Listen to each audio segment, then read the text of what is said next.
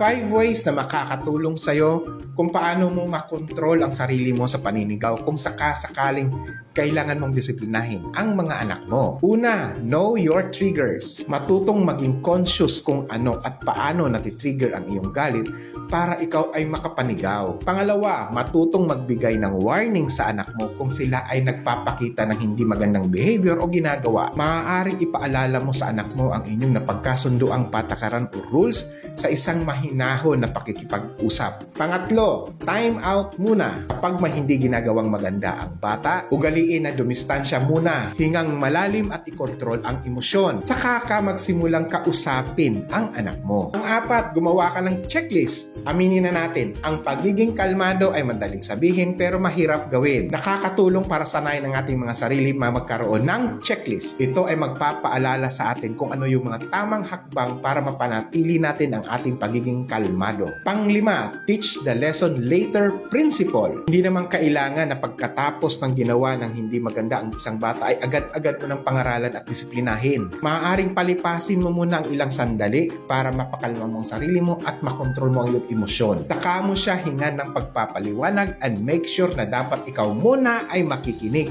para alam mo ang diskarte. Kung ikaw ay may reaksyon o opinion, please type in the comment section.